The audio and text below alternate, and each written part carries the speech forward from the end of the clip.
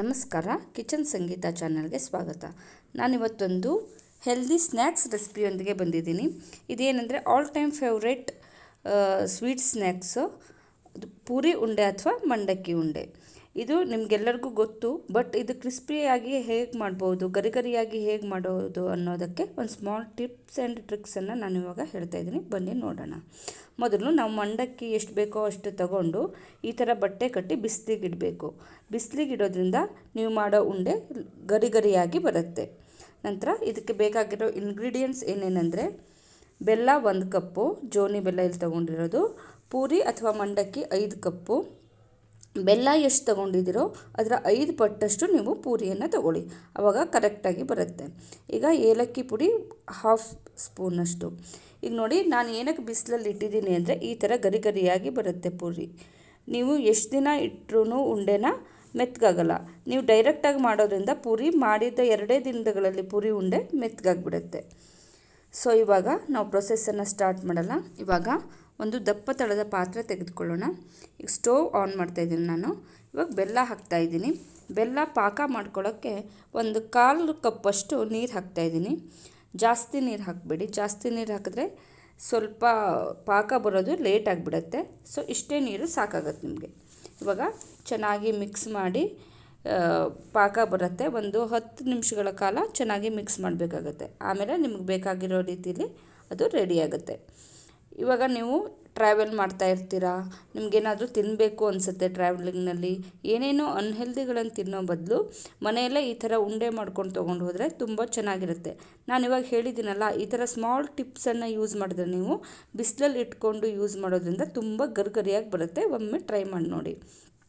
ತುಂಬ ಬಿಸಿಲಿದ್ದರೆ ನಿಮಗೆ ಅರ್ಧ ಗಂಟೆ ಇಟ್ಟರೆ ಸಾಕಾಗುತ್ತೆ. ಇವತ್ತು ಸ್ವಲ್ಪ ಬಿಸಿಲು ಕಡಿಮೆ ಇತ್ತು, ಸೊ ನಾನು ಒಂದು 3/4 ಗಂಟೆಯಿಂದ 1 ಅವರ್ವರೆಗೆ ಇಟ್ಕೊಂಡಿದ್ದೀನಿ. ಸೊ ಇದೊಂದು ಟ್ರಿಕ್ಸನ್ನು ನೀವು ಯೂಸ್ ಮಾಡಿ ನೋಡಿ.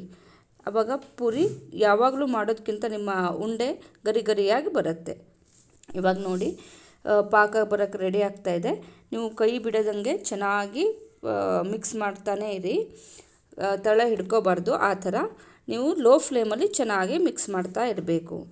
ಇವಾಗ ನೀವು ಸ್ವಲ್ಪ ಏಲಕ್ಕಿ ಪುಡಿ ಏನು ತಗೊಂಡಿದ್ದೀರಲ್ಲ, ಆ ಏಲಕ್ಕಿ ಪುಡಿನ ಹಾಕಿ ಒಂದು ಅರ್ಧ ಟೀ ಸ್ಪೂನ್ನಷ್ಟು ಏಲಕ್ಕಿ ಪುಡಿ ಸಾಕಾಗುತ್ತೆ. ಏಲಕ್ಕಿ ಪುಡಿ ಹಾಕೋದ್ರಿಂದ ತುಂಬ ಘಮ ಚೆನ್ನಾಗಿ ಬರುತ್ತೆ. ಟೇಸ್ಟು ಕೂಡ ತುಂಬ ಚೆನ್ನಾಗಿ ಬರುತ್ತೆ. ನೋಡಿ, ಈ ಥರ ಪಾಕ ಬರ್ತಾಯಿದೆ. ಇವಾಗ ಯಾವ ಮಂಡಕ್ಕಿ ನಾನು ತೊಗೊಂಡಿದ್ದೀನಿ ಅಂದರೆ 2 ವೆರೈಟಿಯಾಗಿ ಮಂಡಕ್ಕಿ ಇರುತ್ತೆ. ನಾನಿಲ್ಲಿ ಉಪ್ಪು ಮಂಡಕ್ಕಿ ಬರುತ್ತಲ್ಲ, ಆ ಮಂಡಕ್ಕಿನ ತೊಗೊಂಡಿದ್ದೀನಿ. ಆ ಮಂಡಕ್ಕಿ ತೊಗೊಂಡು ಮಾಡೋದ್ರಿಂದ ತುಂಬ ಗರಿಗರಿಯಾಗಿ ಬರುತ್ತೆ ಉಂಡೆ.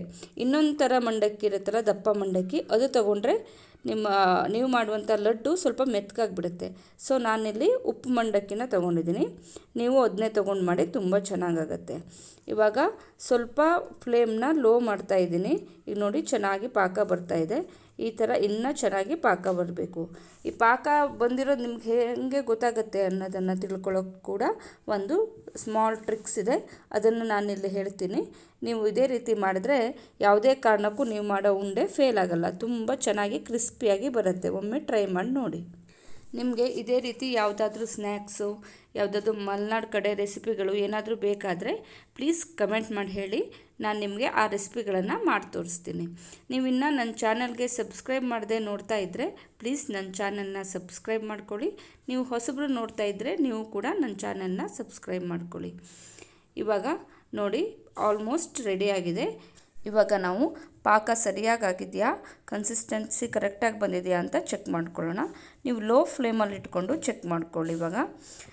ಈಗ ಹೆಂಗೆ ಚೆಕ್ ಮಾಡೋದು ಅಂದರೆ ಇದಕ್ಕೊಂದು ಟ್ರಿಕ್ಸ್ ಇದೆ, ಹೇಳ್ತೀನಿ ಅದನ್ನು ಕೂಡ. ಒಂದು ಚಿಕ್ಕ ಕಪ್ಪಲ್ಲಿ ಸ್ವಲ್ಪ ನೀರು ತಗೊಳ್ಳಿ. ನೀರು ತಗೊಂಡು ಈ ಬೆಲ್ಲ ಪಾಕ ಏನು ರೆಡಿಯಾಗಿದೆಯಲ್ಲ, ಇದನ್ನು ಸ್ವಲ್ಪ ಆ ನೀರು ಒಳಗಡೆ ಹಾಕ್ಕೊಳ್ಳಿ. ಈ ಥರ ನೀರೊಳಗೆ ಹಾಕ್ಕೊಂಡವಾಗ ನೀವು ಉಂಡೆ ಕಟ್ಟಬೇಕು. ಈ ಥರ ಉಂಡೆ ಕಟ್ಟಿದವಾಗ ನಿಮಗೆ ನೀಟಾಗಿ ಉಂಡೆ ಬರಬೇಕು. ಆವಾಗ ನಿಮಗೆ ಕನ್ಸಿಸ್ಟೆನ್ಸಿ ರೆಡಿಯಾಗಿದೆ ಅಂತ ಅರ್ಥ. ಅಂದರೆ ಇವಾಗ ಎಷ್ಟು ಬೇಕೋ ಆ ಪಾಕ ಬಂದಿದೆ ಅಂತ ಅರ್ಥ. ಇದಕ್ಕೆ ಇನ್ನೂ ಒಂದು ಟ್ರಿಕ್ಸ್ ಇದೆ. ಅದೇನು ಅಂದರೆ ನಿಮಗಿದು ಅರ್ಥ ಆಗಿಲ್ಲ, ಗೊತ್ತಾಗ್ತಾ ಇಲ್ಲ ಅಂದರೆ ಇನ್ನೂ ಒಂದು ಟ್ರಿಕ್ಸ್ ಇದೆ. ಇವಾಗ ಈ ಥರ ಉಂಡೆ ಕಟ್ಕೊಳ್ತೀರಲ್ಲ, ಅದನ್ನು ನೀವು ನೀಟಾಗಿ ಉಂಡೆ ಕೊಟ್ಕೊಂಡು ಆ ಬೌಲ್ ಇದೆಯಲ್ಲ, ಆ ಬೌಲ್ಗೆ ಈ ಥರ ಸ್ವಲ್ಪ ಮೇಲ್ಗಡೆಯಿಂದ ಕೆಳಗೆ ಹಾಕಿ, ಆವಾಗ ನಿಮಗೆ ಟಕ್ ಅಂತ ಸೌಂಡ್ ಬರುತ್ತೆ ನೋಡಿ. ಇವಾಗ ಈ ಥರ ಸೌಂಡ್ ಬಂದರೆ ಪರ್ಫೆಕ್ಟ್ ಆಗಿದೆ ಅಂತ ಅರ್ಥ. ಇವಾಗ ನಾವು ಅದನ್ನು ಪೂರಿ ಹಾಕಿ ಮಿಕ್ಸ್ ಮಾಡ್ಕೋಬೋದು. ಇವಾಗ ಪರ್ಫೆಕ್ಟ್ ಕನ್ಸಿಸ್ಟೆನ್ಸಿ ಬಂದಿದೆ ಅಂತ ಅರ್ಥ. ಇವಾಗ ನಾನು ಸ್ವಿಚ್ ಆಫ್ ಮಾಡ್ತಾಯಿದ್ದೀನಿ ಸ್ಟೌವ್ನ. ಯಾವುದೇ ಕಾರಣಕ್ಕೂ ಸ್ಟೌವ್ ಆನ್ ಮಾಡಿಕೊಂಡು ನೀವು ಪೂರಿ ಹಾಕಬೇಡಿ, ಪೂರಿ ಮೆಲ್ಟ್ ಆಗಿಬಿಡುತ್ತೆ ನೋಡಿ. ಇವಾಗ ಸ್ವಿಚ್ ಆಫ್ ಮಾಡ್ಕೊಂಡಿದ್ದೀನಿ.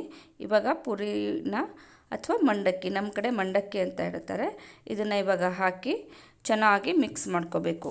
ಸ್ಟೌವ್ ಆಫಲ್ಲೇ ಇದೆ, ಸ್ಟೌವ್ ಆನ್ ಮಾಡಬೇಡಿ. ಸ್ಟೌವ್ ಆಫ್ ಮಾಡಿಕೊಂಡೆ ನೀಟಾಗಿ ಮಿಕ್ಸ್ ಮಾಡ್ಕೊಳ್ಳಿ. ಚೆನ್ನಾಗಿ ಮಿಕ್ಸ್ ಮಾಡ್ಕೊಂಡಾದಮೇಲೆ ಇದು ಬಿಸಿ ಬಿಸಿ ಇರುವಾಗಲೇ ನೀವು ಉಂಡೆ ಕಟ್ಟಬೇಕು. ನೀವು ಲೇಟ್ ಮಾಡಿ ತಣ್ಣಗಾಗಕ್ಕೆ ಬಿಟ್ಟು ಆಮೇಲೆ ಉಂಡೆ ಕಟ್ಟಕ್ಕೆ ಹೋದರೆ ಅದು ನಿಮಗೆ ಉಂಡೆ ಕಟ್ಟೋಕ್ಕಾಗಲ್ಲ. ಪೂರಿ ಏನಿದೆ ಆ ಪಾತ್ರೆ ಶೇಪಲ್ಲೇ ಫಿಕ್ಸ್ ಆಗಿಬಿಡುತ್ತೆ. ಸೊ ನೀವು ಬಿಸಿ ಬಿಸಿ ಇರೋವಾಗಲೇ ಚೆನ್ನಾಗಿ ಮಿಕ್ಸ್ ಮಾಡಿಕೊಂಡು ಬಿಸಿ ಇರುವಾಗಲೇ ಉಂಡೆ ಕಟ್ಕೋಬೇಕು. ಸೊ ಇವಾಗ ಹೇಗೆ ಉಂಡೆ ಕಟ್ಟೋದು ಅಂತ ನಿಮಗೆ ತೋರಿಸ್ತೀನಿ. ಎಲ್ಲ ಪಾಕ ಚೆನ್ನಾಗಿ ಮಿಕ್ಸ್ ಆಗಬೇಕು. ಆ ಥರ ತುಂಬ ಚೆನ್ನಾಗಿ ಮಿಕ್ಸ್ ಮಾಡ್ಕೊಳ್ಳಿ. ಒಂದು 5 ನಿಮಿಷಗಳ ಕಾಲ ತುಂಬ ಚೆನ್ನಾಗಿ ಮಿಕ್ಸ್ ಮಾಡ್ಕೊಳ್ಳಿ. ಇವಾಗ ನಾನು ಸ್ಟೋವಿಂದ ಕೆಳಗಿಳಿಸ್ಕೊತಾ ಇದ್ದೀನಿ. ಇವಾಗ ಕೂಡ ಮಿಕ್ಸ್ ಮಾಡ್ತಾಯಿದ್ದೀನಿ. ಎಲ್ಲ ಪೂರಿಗಳು ಬೆಲ್ಲವನ್ನು ತುಂಬ ಚೆನ್ನಾಗಿ ಹೀರ್ಕೋಬೇಕು. ಆ ಥರ ನೀಟಾಗಿ ನೀವು ಮಿಕ್ಸ್ ಮಾಡ್ಕೊಳ್ಳಿ. ಇವಾಗ ನಾನು ಮತ್ತೆ ಸ್ವಲ್ಪ ಮಿಕ್ಸ್ ಮಾಡ್ತಾಯಿದ್ದೀನಿ. ಸ್ವಲ್ಪ ಕೆಳಗಡೆ ಅಂಟ್ಕೊಂಡಿದೆ ಅಂತ ಅನಿಸ್ತು ನನಗೆ. ಸೊ ಅದಕ್ಕೆ ಇವಾಗ ನೀಟಾಗಿ ಮಿಕ್ಸ್ ಮಾಡ್ಕೊಳ್ತಾ ಇದ್ದೀನಿ. ಇವಾಗ ಬಿಸಿ ಬಿಸಿ ಇರೋವಾಗಲೇ ಉಂಡೆ ಕಟ್ಟಬೇಕು. ಬಿಸಿ ಇರೋವಾಗಲೇ ಉಂಡೆ ಕಟ್ಟೋಕ್ಕಾಗಲ್ವಲ್ವಾ, ಕೈ ತುಂಬ ಸುಡ್ತಾ ಇರುತ್ತೆ. ಸೊ ಇದಕ್ಕೊಂದು ಟ್ರಿಕ್ಸ್ ಏನಂದರೆ, ಈ ಥರ ಬೌಲಲ್ಲಿ ಚೆನ್ನಾಗಿರೋ ನೀರನ್ನು ಇಟ್ಕೊಳ್ಳಿ. ನೀರಿಂದ ಕೈಯನ್ನು ಫುಲ್ ಒದ್ದೆ ಮಾಡಿಕೊಂಡು ಈ ಥರ ಉಂಡೆ ಕಟ್ತಾ ಹೋಗಿ. ಆವಾಗ ನಿಮಗೆ ಈ ಉಂಡೆ ಏನಿದೆ ಅದು ಕೈಗೆ ಅಂಟ್ಕೊಳ್ಳಲ್ಲ ಮತ್ತು ಬಿಸಿನೂ ತಾಗಲ್ಲ. ಸೊ ಈ ಥರ ಮಾಡಿಕೊಂಡು ಬೇಗ ಬೇಗ ಬೇಗ ಉಂಡೆ ಕಟ್ಟಬೇಕು. ಲೇಟ್ ಮಾಡ್ದಂಗೆ ಅದು ಗಟ್ಟಿಯಾಗಿ ಉಂಡೆ ಕಟ್ಟೋದು ಕಷ್ಟ ಆಗಿಬಿಡುತ್ತೆ ನೋಡಿ. ಈ ಥರ ನಿಮಗೆ ಯಾವ ಸೈಜ್ಗೆ ಬೇಕೋ ಆ ಸೈಜ್ಗೆ ಉಂಡೆ ಕಟ್ಕೊಳ್ಳಿ. ಈ ಟಿಪ್ಸನ್ನೆಲ್ಲ ಯೂಸ್ ಮಾಡಿ ನೀವು ಪೂರಿ ಉಂಡೆ ಮಾಡೋದ್ರಿಂದ ನೀವು ಎಷ್ಟು ದಿನಗಳ ಕಾಲ ಇಟ್ಟರೂ ಈ ಪೂರಿ ಉಂಡೆ ಏನಿದೆ ಇದು ಗರ್ಗರಿಯಾಗೇ ಇರುತ್ತೆ. ಅದು ಕ್ರಿಸ್ಪಿನೆಸ್ ಒಂಚೂರು ಕಡಿಮೆ ಆಗಲ್ಲ. ಸೊ ಒಂದು ಸಲ ಮನೇಲಿ ಟ್ರೈ ಮಾಡಿ, ಹೇಗಿತ್ತು, ಚೆನ್ನಾಗಿ ಬಂತಾ ಅನ್ನೋದನ್ನು ಕಮೆಂಟ್ ಮಾಡಿ. Thank you for watching.